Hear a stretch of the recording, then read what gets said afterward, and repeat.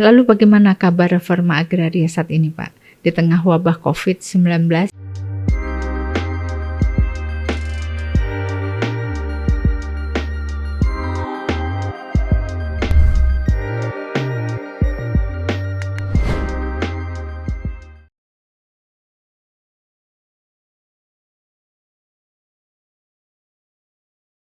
Halo sahabat ATR BPN, ketemu lagi di podcast Kementerian ATR BPN. Kali ini saya bersama Pak Sudaryanto, Direktur Landeform Kementerian ATR BPN. Siap, Bu Yuli. Kali ini kita akan membahas tentang reforma agraria. Nah, sahabat ATR BPN, kita ketahui bahwa reforma agraria itu merupakan upaya dari pemerintah untuk menata ulang struktur penguasaan, pemilikan, penggunaan, dan pemanfaatan tanah yang berkeadilan dan mensejahterakan melalui penataan aset, legalisasi aset, dan redistribusi tanah, dan penataan akses, yaitu pemberdayaan. Nah, untuk itu saya akan menanya dengan Pak Sudaryanto nih, kita akan ngobrol nih Pak Sudaryanto. Ya, siap, Bu Yuli. Ya, berapa target reforma agraria dalam RPJM 2015-2019 dan 2020-2024, Pak? Ya, terima kasih Bu Yuli. Sobat ATR BPN, sebagaimana yang sudah dicantumkan dalam target RPJM 2015 sampai 2024, yang mana itu juga salah satu nawacita dalam nawacitanya Bapak Presiden Republik Indonesia, yaitu reforma agraria ditargetkan ada 9 juta hektar. 9 juta hektar itu dibagi menjadi dua kelompok. Yang kelompok pertama itu kelompok legalisasi aset, itu 4,5 juta hektar. Legalisasi aset sendiri ada dua jenis kegiatan, yaitu yang pertama adalah pensertifikatan tanah transmigrasi, itu targetnya adalah 0,6 juta hektar. Kemudian yang kedua adalah kategori pendaftaran tanah sistematis lengkap atau PTSL, atau lebih dikenal masyarakat dulu namanya PRONA, dan juga pensertifikatan tanah milik masyarakat. Itu jumlah targetnya adalah 3,9 juta hektar. Kemudian di sisi kanan yaitu kelompok kedua, yaitu kelompok redistribusi tanah. Itu adalah negara memberikan tanah atau membagikan tanah kepada masyarakat atau kepada rakyat. Nah, ini dibagi juga dua jenis, yaitu tanah yang berasal dari tanah hak atau HGU, HGB, tanah yang ditelantarkan, kemudian tanah negara lainnya. Ini juga termasuk hasil penyelesaian sengketa dan konflik, Bu. Ini ada targetnya adalah 0,4 juta hektar. Kemudian yang satu lagi ada jenis dari pelepasan kawasan hutan, itu jumlahnya 4,1 juta hektar. Jadi totalnya adalah 4,5 juta hektar dari redistribusi tanah, kemudian dari legalisasi aset 4,5 juta hektar, sehingga jumlahnya 9 juta hektar. Demikian. Ya, kalau kita lihat tadi ada 9 juta hektar. Sebenarnya tanah-tanah untuk RA ini berasal dari mana aja, Pak? Kalau reforma agraria yang terutama yang berupa fresh land itu berasal dari tanah pelepasan kawasan hutan yang paling banyak, yaitu 4,1 juta hektar. Kemudian yang lainnya itu berasal dari HGU habis yang tidak diperpanjang, kemudian tanah yang ditelantarkan, dan juga tanah-tanah yang berasal dari penyelesaian sengketa dan konflik. Ini banyak juga mungkin sengketa konflik yang berkepanjangan, konflik agraria yang selama ini bisa kita selesaikan, itu juga bisa kita langsung jadikan sebagai objek reforma agraria. Cukup banyak ya, berarti sumber-sumbernya juga jelas. Lalu bagaimana kabar reforma agraria saat ini, Pak? Di tengah wabah COVID-19 yang terjadi, bagaimana efektivitas pelaksanaan reforma agraria di lapangan dengan target yang begitu banyak? Ya, memang tidak bisa kita pungkiri bahwa dengan adanya kondisi COVID ini reforma agraria juga terdampak, Bu, karena kegiatan reforma agraria di seluruh Indonesia ini memerlukan pekerjaan tahapan yang harus turun ke lapangan, kemudian bertemu dengan masyarakat, sehingga kegiatan-kegiatan yang sifatnya mengumpulkan masyarakat berupa penyuluhan, kemudian mendata baik itu subjek dan objek, itu harus bertemu langsung dengan masyarakat, itu juga terkendala karena diterapkannya pembatasan-pembatasan pergerakan orang ya, termasuk PSBB, kemudian PPKM juga, sehingga ini juga secara tidak langsung juga berdampak juga terhadap kegiatan reforma agraria atau redistribusi tanah. Tapi apapun itu, reforma agraria harus tetap berjalan, Bu. Ya. Nah, di antara program strategis guna mendukung pemulihan ekonomi nasional (PEN) adalah percepatan pelaksanaan reforma agraria. Itu salah satunya, Pak. Di mana reforma agraria yang dijalankan dengan berdasarkan Perpres 86 tahun 2018 ya. 2018 ya. Itu adalah reforma untuk mewujudkan keadilan sosial bagi seluruh rakyat Indonesia.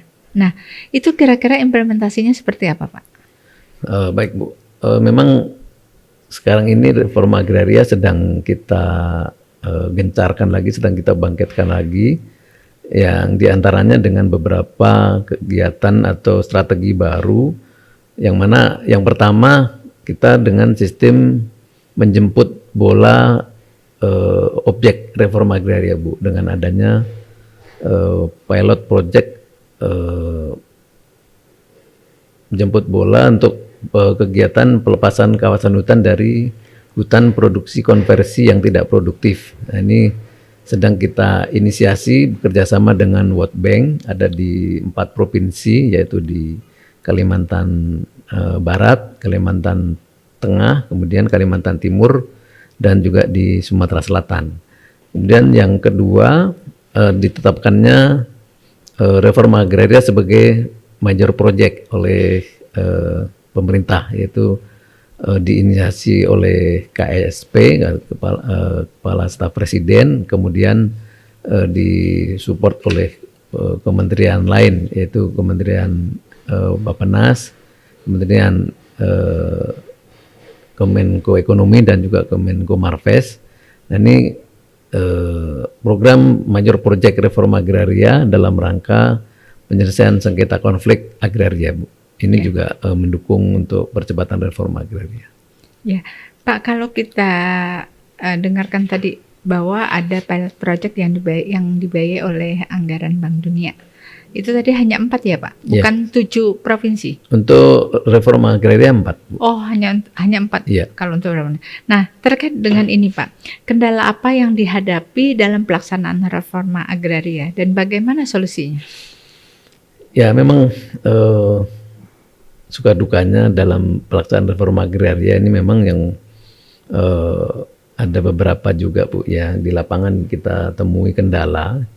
Yang pertama adalah pemahaman tentang reforma agraria sendiri itu belum begitu dipahami, baik itu oleh masyarakat maupun oleh stakeholder, oleh pemerintah daerah sendiri. Jadi seolah-olah reforma agraria ini hanya tugasnya BPN, ATR BPN gitu ya. Padahal sebenarnya reforma agraria itu tugas seluruh stakeholder yang terkait ya, terutama yang tergabung dalam tim gugus tugas reforma agraria. Nah, ini juga perlu kita berikan penjelasan kepada stakeholder, kemudian juga kepada masyarakat. Kemudian kalau di Jawa, Bu, reforma agraria ini mudah untuk mendapatkan subjek tapi susah untuk mencari objek. Jadi orangnya banyak yang membutuhkan tanah tapi objeknya atau tanahnya berkurang atau kurang gitu. Tapi kalau di luar Jawa terbalik Bu, seperti di Kalimantan gitu ya, di beberapa daerah di Sulawesi atau di Papua, ini objek reformanya banyak, tapi subjeknya kurang. Nah, ini juga salah satu kendala bagaimana caranya untuk membagi-bagikan tanah kepada masyarakat yang memenuhi kriteria untuk mendapatkan sebagai subjek reforma agraria. Nah, ini agak kesulitan di sana. Ini juga salah satu kendala. Kemudian juga setelah diberikan sertifikat, ini banyak juga yang dijual belikan Bu. Ini juga masalah klasik, masalah lama, bahkan ini terjadi sejak program transmigrasi. Jadi transmigrasi itu sampai sekarang juga masih banyak masalah karena sertifikat yang diberikan atau tanah yang diberikan itu begitu sudah diserah terimakan, tidak lama kemudian banyak juga yang dialihkan ke pihak lain. Nah, termasuk juga kegiatan redistribusi tanah. Oleh karena itu sekarang kami atau kita, dalam rangka untuk mengendalikan jangan sampai ada proses pemindahan hak itu, kita coba untuk memberikan hak pemilik bersama Bu.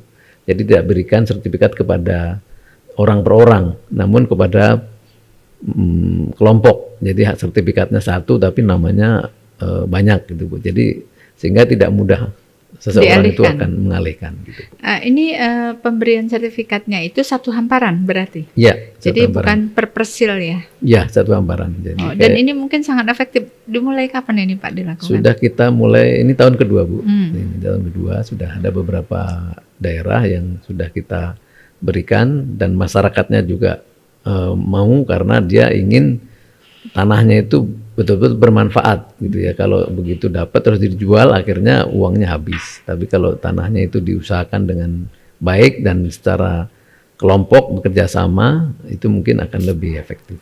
Baik Pak Sudaryanto, kita ketahui bahwa di awal tahun 2022 nanti akan diadakan GTRA Summit ya. Yeah. Ini adalah bagian dari reforma agraria. Yeah. Nah di situ nanti yang akan dibahas apa Pak? Baik Bu. Jadi GTRA Summit ini adalah merupakan harapannya Pak Wamen kemarin mencoba untuk membuat istilah rapat gugus tugas reforma agraria tematik itu Mbak ya. Kemudian muncullah ide GTRA Summit di Wakatobi. Nah ini sebenarnya tadinya hanya digagas untuk membahas reforma agraria yang memiliki daerah pesisir Bu ya, awalnya itu yang tergabung di dalam paguyuban bupati yang mempunyai pantai atau pesisir pantai. Akhirnya tercetuslah bahwa reforma agraria Summit ini diangkat menjadi program atau isu nasional, sehingga kegiatan-kegiatan reforma agraria yang ada selama ini kemudian akan dibahas atau dikerucutkan atau disimpulkan di reforma agraria Summit yang akan diselenggarakan di Wakatobi, yang insya Allah akan dilaksanakan di akhir tahun 2021 ini. Dan harapannya ya mudah-mudahan reforma agraria semakin bisa dinikmati oleh masyarakat dan juga semakin bisa dipahami juga oleh stakeholder terkait, karena sudah melibatkan berbagai pihak Bu, baik itu gubernur, bupati, wali kota, dan mudah-mudahan juga mungkin masyarakat dan bahkan sekarang CSO juga sudah ikut terlibat untuk berperan aktif dalam reforma agraria. Gitu. Ya, tadi kalau kita kilas balik ke belakang itu bahwa reforma agraria itu salah satunya adalah legalisasi aset, legalisasi aset dan redistribusi, ya dalam rangka penataan aset. Nah, kalau kita lihat Pak, capaian dari redistribusi tanah khususnya dari PKH itu kok masih rendah? Kenapa ya Pak? Ya, ini memang salah satu PR kami, kenapa redistribusi tanah dari pelepasan kawasan hutan itu masih rendah, memang ada beberapa hal, ada beberapa masalah. Yang mana ini karena pelepasan kawasan hutan itu memang tidak langsung serta-merta bisa disertifikatkan, Bu, karena masih memerlukan penataan batas, kemudian masih memerlukan SK pelepasan kawasan hutan. Nah, oleh karena itu untuk mendaratkan koordinat-koordinat yang ada di perbatasan antara kawasan hutan dengan area penggunaan lainnya itu harus ditetapkan oleh Kementerian Kehutanan. Nah, sementara data-data yang diperoleh itu belum seluruhnya itu bisa langsung kita eksekusi. Jadi masih perlu survei bersama antara Kementerian ATR BPN dan Kementerian KLHK. Kemudian baru bisa setelah itu clear and clean disertifikatkan. Karena kalau belum clear and clean disertifikatkan, nanti khawatirnya nanti ada permasalahan hukum di kemudian hari karena mensertifikatkan tanah di dalam kawasan hutan. Demikian, Bu. Baik, terima kasih Pak Sudaryanto yang telah menyempatkan hadir di podcast kami. Tentunya banyak sekali hal yang dapat kita pahami tadi. Kita mendapat pengetahuan baru mengenai reforma agraria. Untuk Sobat ATR BPN semua, mari kita bersama-sama gaungkan acara besar GTRA Summit yang akan diselenggarakan di Wakatobi pada tahun 2022. Diharapkan acara ini dapat meningkatkan kerjasama dan kolaborasi antar stakeholder dalam rangka percepatan reforma agraria. Oke, sahabat ATR BPN, sampai ketemu lagi pada podcast selanjutnya.